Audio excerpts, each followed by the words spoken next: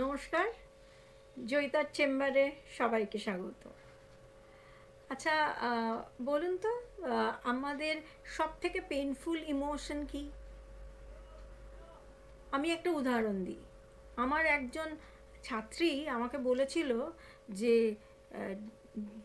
Anxiety নিয়ে ঘর করা যায়, কিন্তু ডিপ্রেশন নিয়ে ঘর করা যায় না। কিন্তু বাস্তবে জানেন তো, আমার নিজস্ব মতামত তো বটেই, এবং আমি অন্যান্য বহু মানুষের সঙ্গে কথা বলে দেখেছি ডিপ্রেশন নিয়ে ঘর করা যায়, কিন্তু অ্যাংজাইটি নিয়ে ঘর করা যায় না।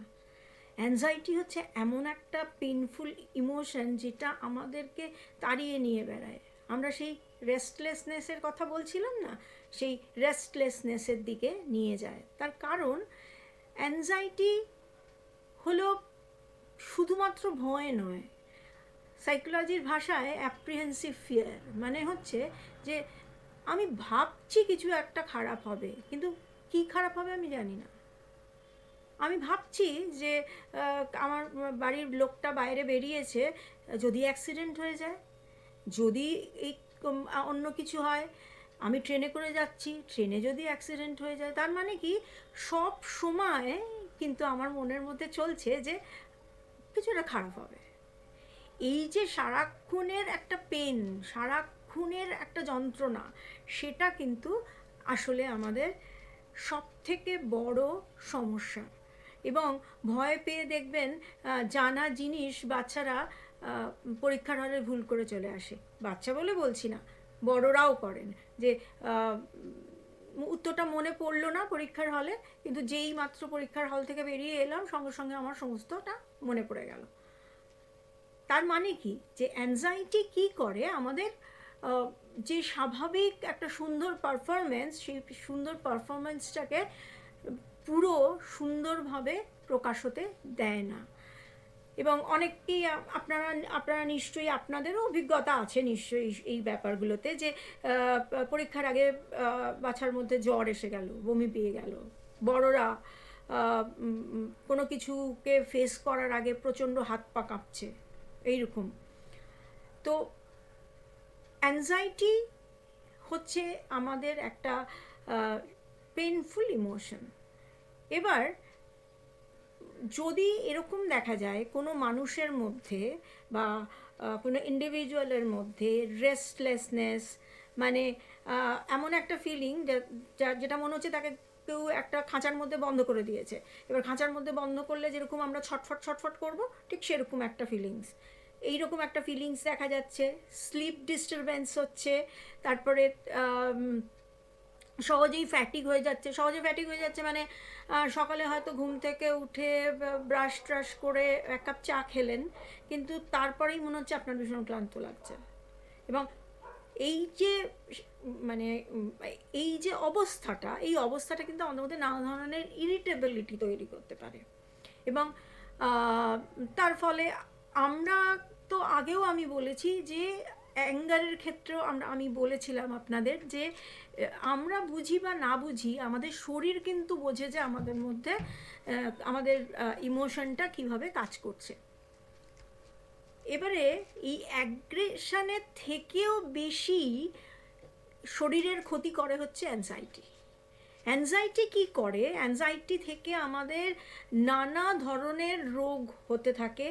যেমন ধরুন, আমরা এগুলোকে আগেই বলেছিলাম যে সাইকোসোম্যাটিক ডিজিজের কথা, যেমন ধরুন হাইপারটেনশন,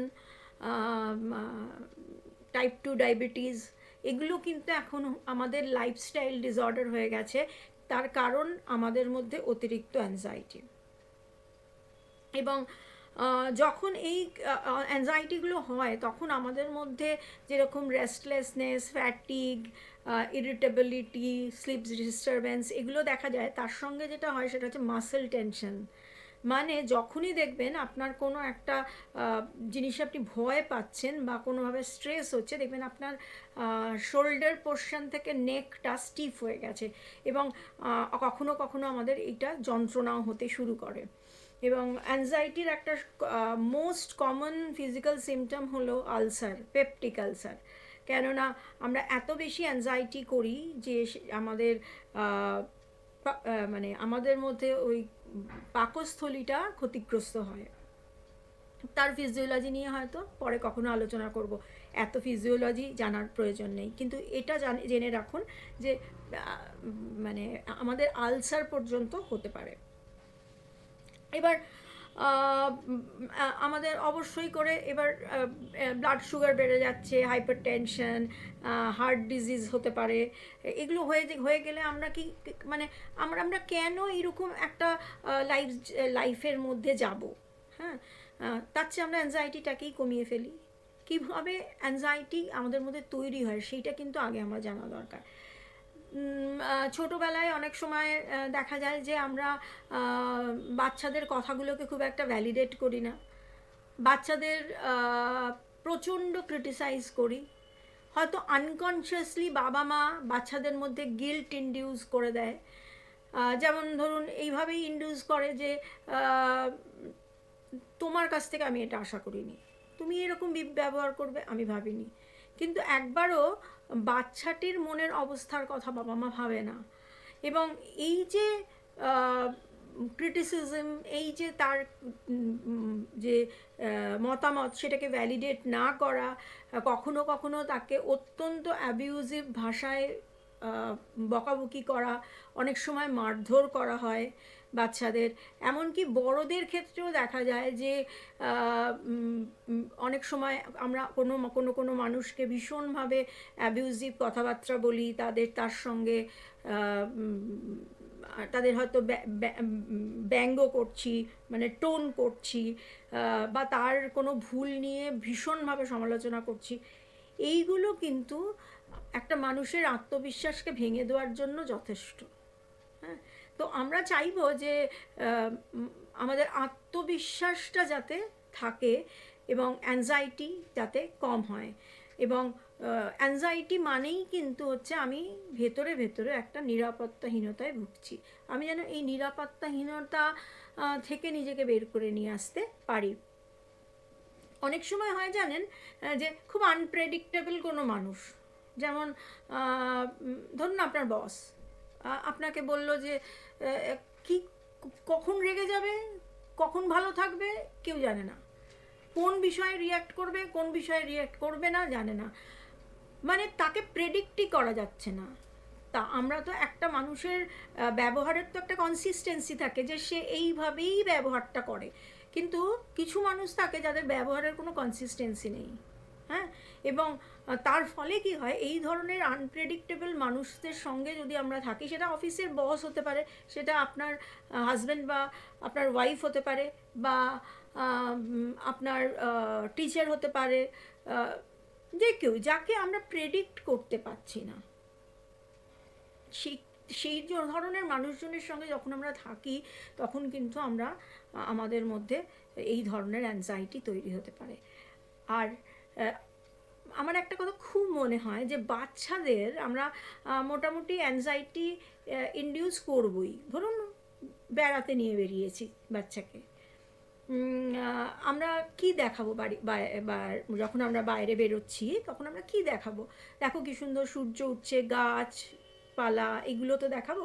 তা না দেখিয়ে অনেক ক্ষেত্রেই অনেক অভিভাবককে আমি দেখেছি বলতে, দেখো তো ওখানে কী লেখা আছে, ওটা পড়তে পারো কি না। এমনকি চিড়িয়াখানায় গিয়ে এটা কি বলো, ছেলেটি বলছে বাঘ, মা বলছে বাঘের ইংলিশ বলো টাইগার। তার মানে কি অলওয়েজ ওকে পারফর্ম করে যেতে হচ্ছে। এবং বাচ্চাদের ক্ষেত্রে এটা আপনি প্রত্যেকেই করে থাকি, ও তুমি নাচ শেখো তাহলে একটু নাচ দেখাবে, ও তুমি ভালো কবিতা বলো তাহলে একটু কবিতা বলে দেখাও। কেন, সে তো একটা জায়গায় বেড়াতে এসছে, আমি সেখানে ওকে কেন পারফরমেন্স করতে বলবো? এবং সব সময় যদি একটা মানুষের মধ্যে এই পারফরমেন্স অ্যাংজাইটিটা থেকে যায় তাহলে কিন্তু সেটা কখনোই তার পারফরমেন্সকে এনহ্যান্স করতে পারে না। এবং সবথেকে বড় কথা, এই যারা এই ধরনের একটা এনভায়রনমেন্টে বড় হয় যে তাকে পারফরমেন্স করতেই হবে, এবং এটাকে এক ধরনের ফল্টি প্যারেন্টিং আমরা বলতে পারি, যে বাচ্চাটা কিন্তু ভাবছে যে সে যদি পারফরমেন্স না করতে পারে তাহলে তার বাবা মা তাকে ভালোবাসবে না। তখন সে নিজেকে ইভ্যালুয়েট করে as a performer, as a individual না।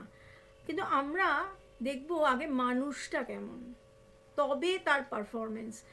আপনি কি একজন প্রচণ্ড ভালো পারফর্মার কিন্তু মানুষ হিসেবে অত্যন্ত খারাপ, আপনি কি সত্যি মন থেকে এই মানুষগুলোকে মেনে নিতে পারেন? কমেন্ট বক্সে জানাবেন। আর আজকে এখানেই শেষ করছি। নেক্সট এপিসোডে আমরা কিভাবে এই অ্যাংজাইটি থেকে বেরিয়ে আসতে পারি সেগুলো নিয়ে আলোচনা করব বা কথা বলবো। আর কিছু কেস নিয়েও আলোচনা করব, যাতে আপনারা বুঝতে পারেন যে কিভাবে আমরা অ্যাংজাইটিকে কমানোর চেষ্টা করি। তো আজকের ভিডিওটা যদি আপনাদের ভালো লেগে থাকে তাহলে অবশ্যই লাইক, শেয়ার এবং সাবস্ক্রাইব করবেন।